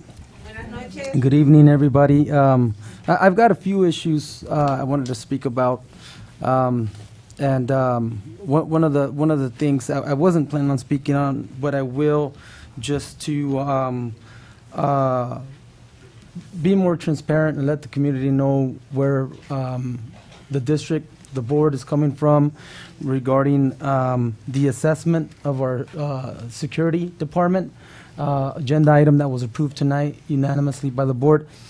Please do not take any offense or anything the wrong way. Our security department is doing an awesome job. Our security officers are doing an awesome job.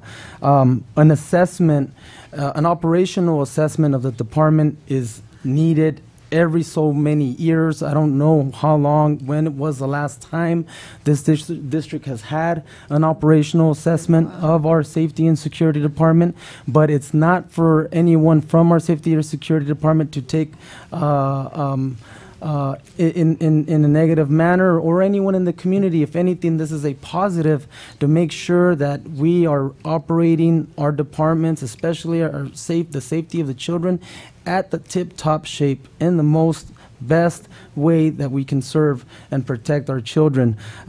So I just want to say that the amount of money that it's going to cost, I think is going to pay for itself many times over, tenfold, in what we'll be able to learn from and what we'll be able to improve on.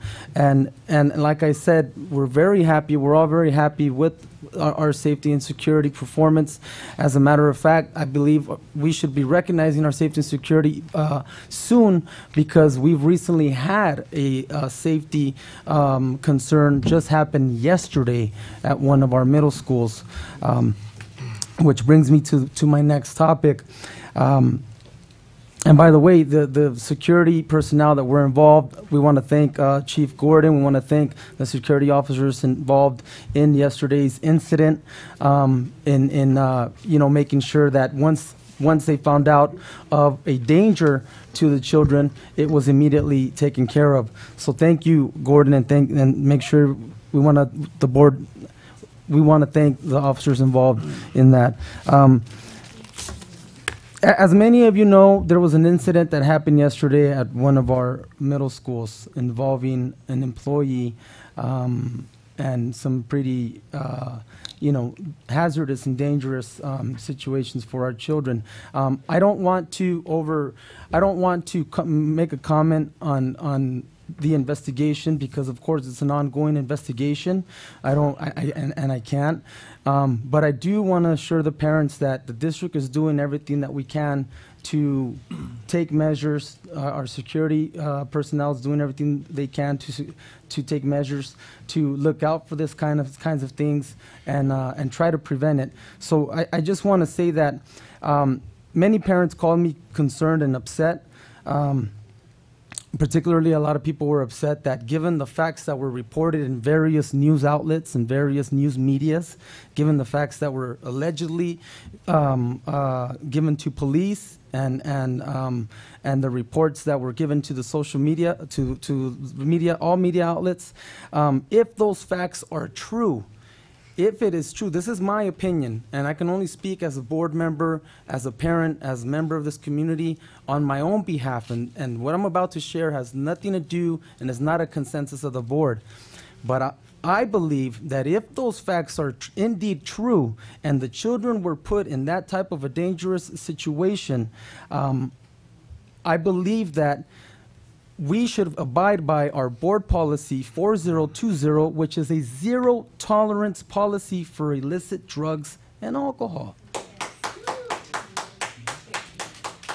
And if the allegations are true, then the employee needs to be placed on unpaid leave. Unpaid leave, because according to the media outlets, according to what the public already knows from the alleged facts, it should be enough for a district to say, hey, you know what? This person needs to be placed on unpaid leave.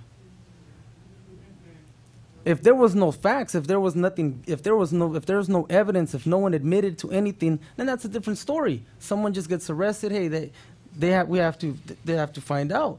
But given the facts that children were jeopardized, their safety were jeopardized to that extent, we have a zero tolerance policy.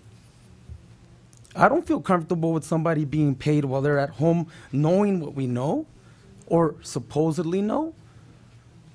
Now, if the person is found innocent, then you know what? Then we pay restitution. But that's just my opinion. And like I said, I don't hold the district or the board to what I feel and what I'm sharing. But I do urge this district and this board to take action, to take appropriate action to abide by our board policy 4020 and hold everyone to that zero tolerance, not just the kids,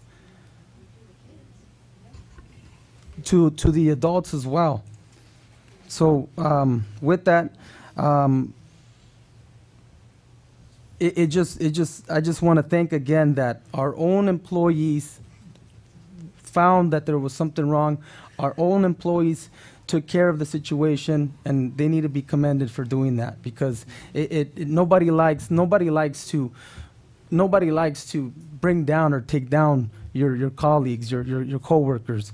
But when children's safety is an issue, then what needs to be done, and it's the right thing to do. So I commend everybody involved in that. And I know that notices are going to be sent home to many of the parents from the middle school.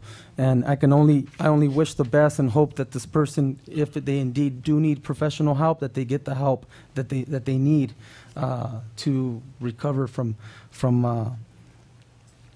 the problems that they're having. The other thing I wanted to speak about was the Dibbles survey. Perhaps I know the board got an email, a report regarding the Dibbles survey that was conducted, and I would just like for either Mr. Islam or Mrs. Valenzuela to share a little bit of the survey. I will turn over to Jasmine Valenzuela. Maybe she fully engaged and collect this survey. So Jasmine, could you please explain the board? Yes, I'd be happy to. The survey was administered, and of the 456 elementary teachers that we have, we received 175 responses. And of these responses, there were a combination of teachers from kindergarten through 5th grade, and also the responses came from teachers who are in their, I believe it was 68 teachers.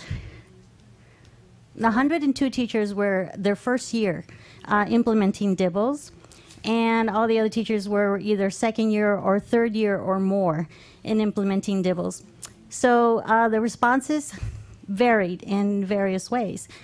Overall, what the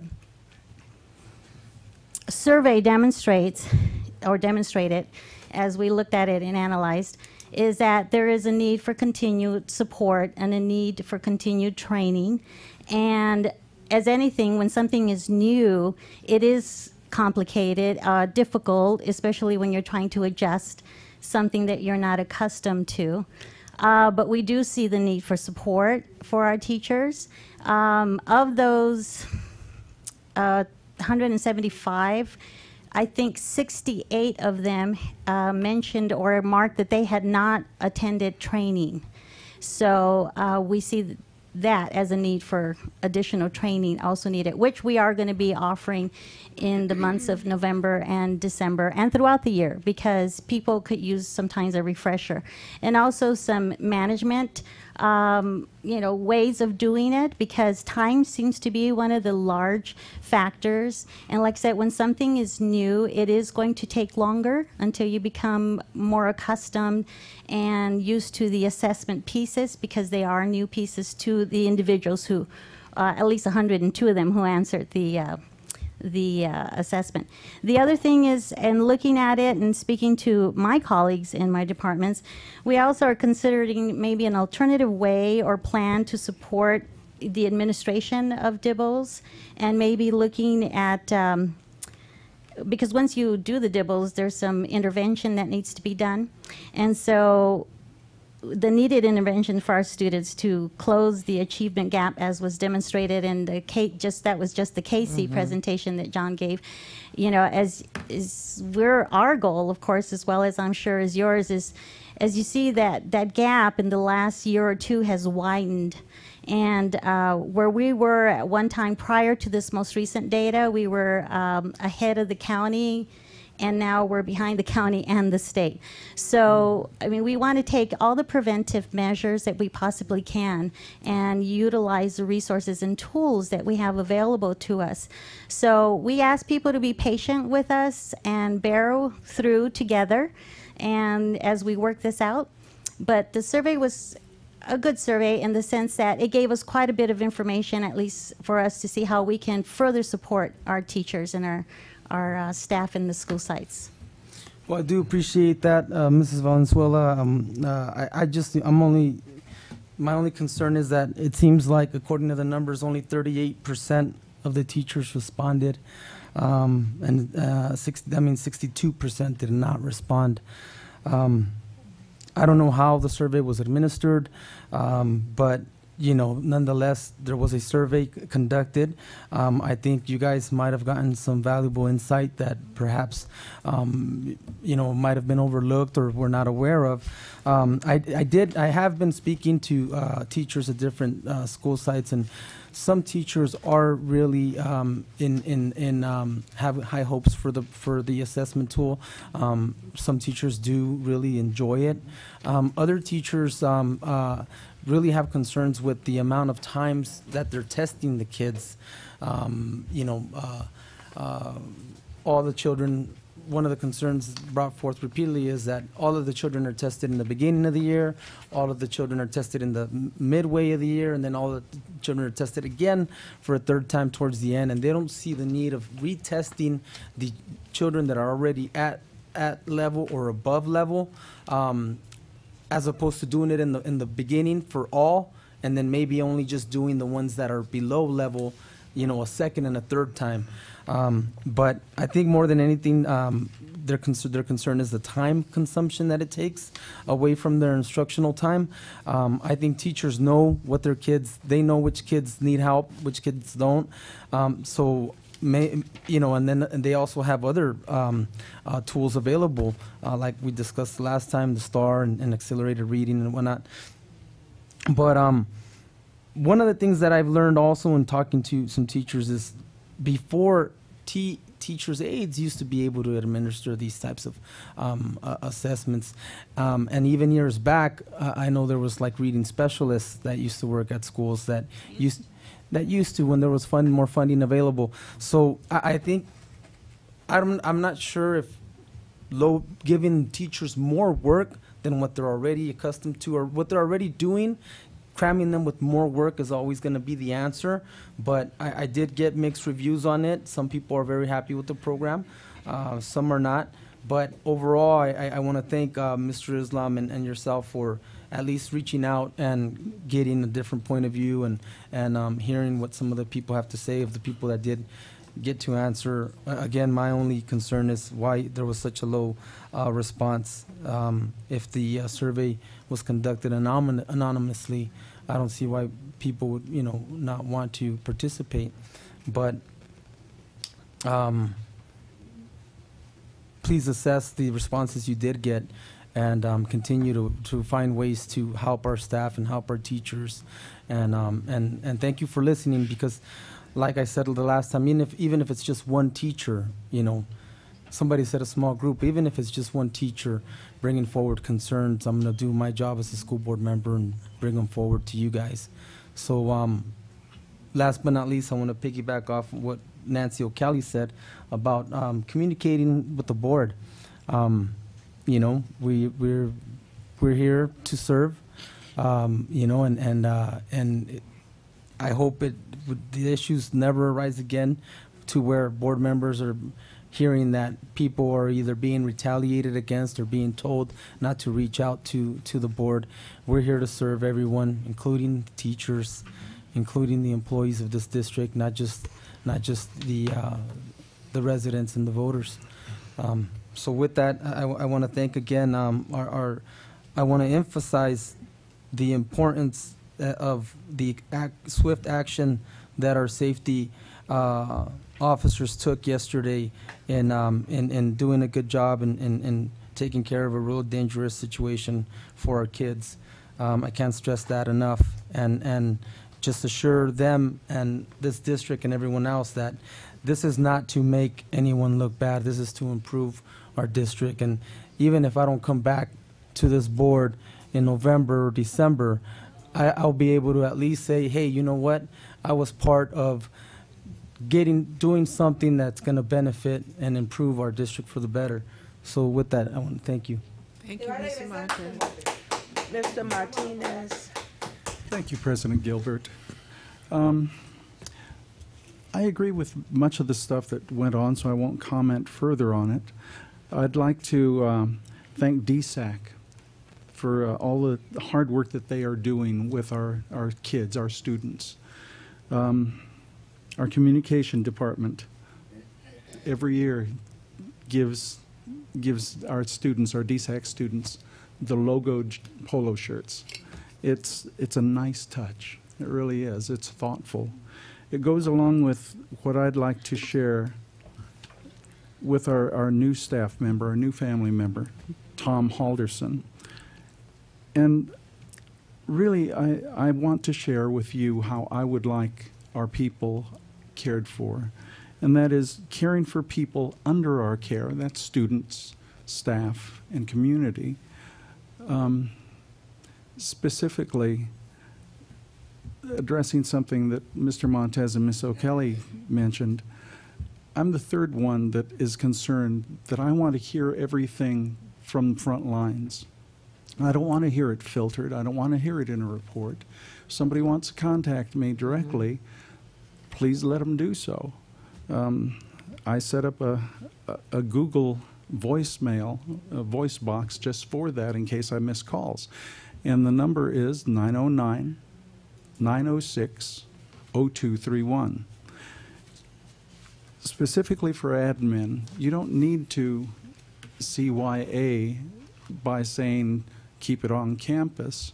I agree with the protocol, because that's probably going to be one of the first questions you're asked. Who else have you talked to? And if you haven't talked to the campus people first, then we're probably going to refer you back to them. But I want to make sure that the line between the front lines and the board is not blurred by filters. I want to hear it directly. Right.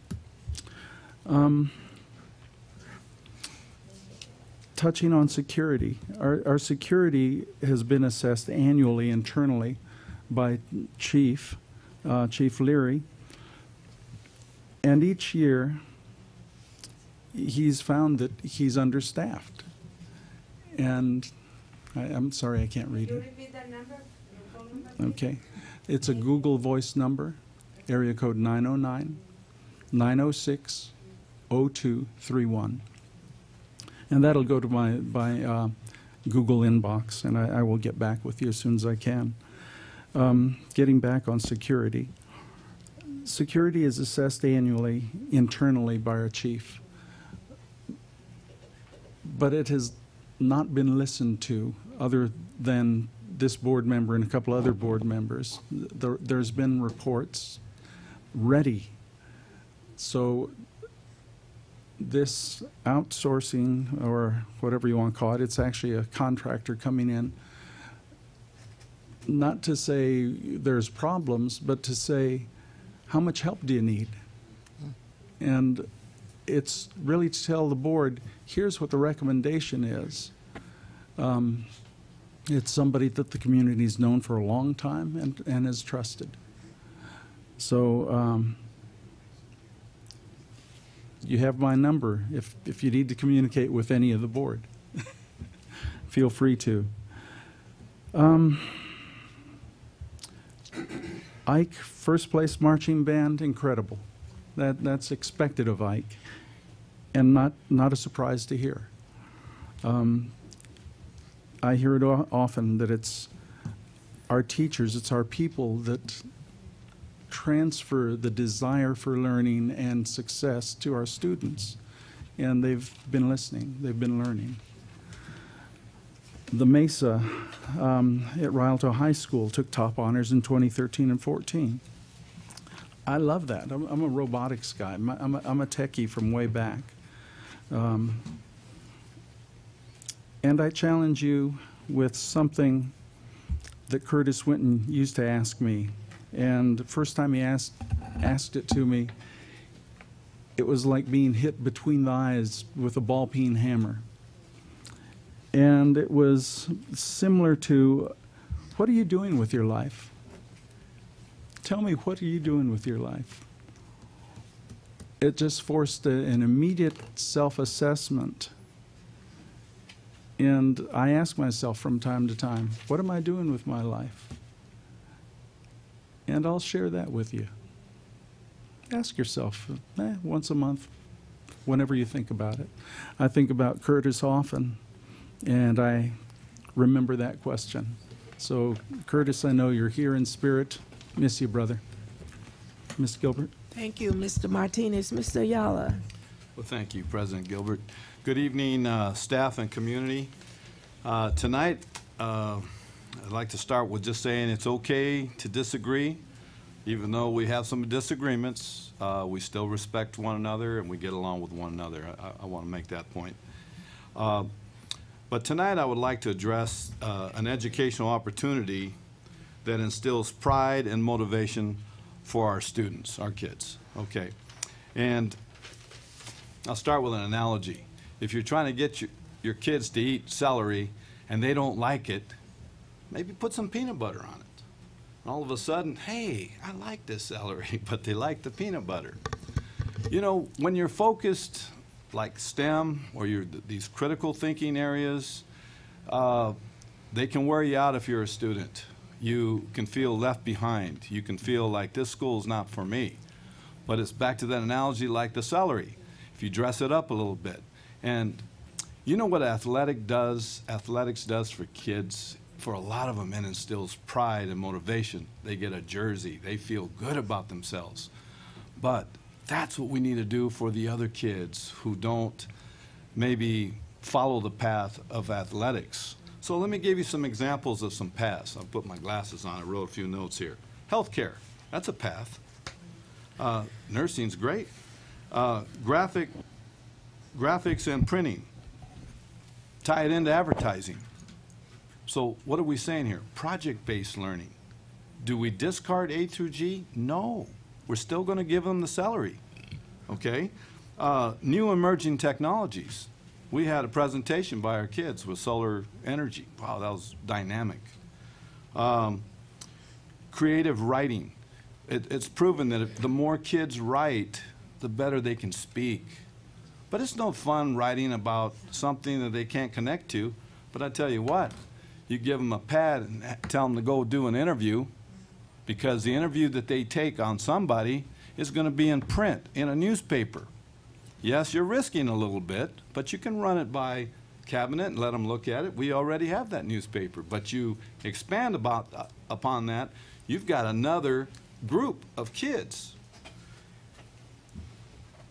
Culinary arts, we already have the building. Engineering and technology, we have that program. Auto restoration, nobody wants their kid to be an auto mechanic. But if you see that show on TV, those kids are really making progress, those young men. They're restoring vehicles and they're having a good time. They're enjoying life. It's just a platform from there to where, you don't know, you just keep them smiling.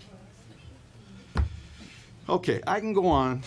Okay, there's construction, manufacturing, design, entrepreneurship. But, you know, we got to dress it up a little bit. We got to put some peanut butter on those lessons. And, you know, maybe if we do that together, okay, those kids walking down the hall, you won't just see them with number 29. You'll see them with maybe the business that they represent. And this is called linked learning. We're not reinventing the wheel all over again.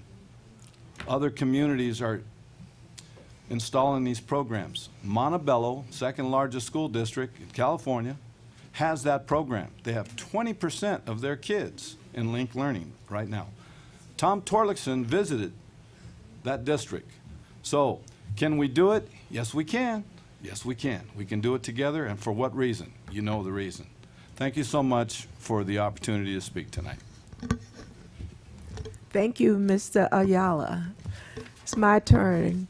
And all my board members have given excellent comments tonight. They've stolen my thunder. But anyway, I just would like to thank Mr. Montez and Mr. Martinez for clarifying why we needed to do the evaluation of the safety and security department here. Sometimes when you don't get outside eyes, sometimes we overlook things that may need to be done.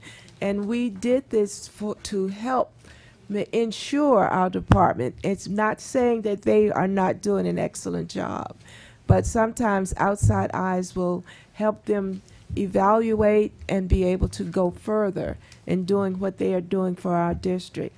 We appreciate the service that they do, because I can attest to all the good things that they have done so far, even with working with the younger children and outside assignments, and working with the DA's office, and doing the things that help our students beyond just being there for safety and security. Students look up to them, and they appreciate seeing them. And what is that officer name? You know, Officer Bernie. I mean, you know, they go beyond just being a security officer. They interact with our kids, and that's what we want them to do. And we just want them to continue to do their job. I always want to thank the DSAC students, and thank you, Marisol, for doing an excellent presentation with them each time that they are here.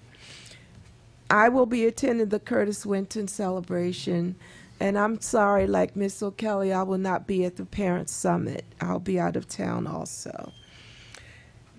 And I'll be at Eisenhower to help them celebrate their football rivalry, Carter High School, on Monday, is it? I think Tuesday. But anyway, I'm planning, I put it on my calendar, I will be there. And before we close, I would just like to say that this is Breast Cancer Awareness Month, and I want us to celebrate survivors, remember those who have passed, and ask blessings for those who are going through it at this time.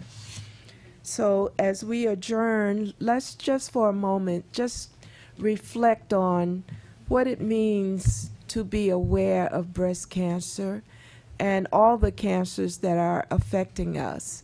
So let's just take a minute and just close our eyes and reflect on that before we adjourn.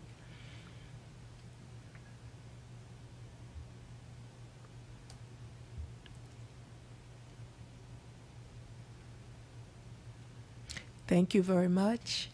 And now may I have a motion to adjourn? So move. Thank you, Mr. Martinez. Second. Thank you. He's on the spot. Could I get a second? We get a second? Yes, we do. Preferential vote by a student board member? Aye. Board members? Aye. We adjourn at 9:41. Thank you, everyone.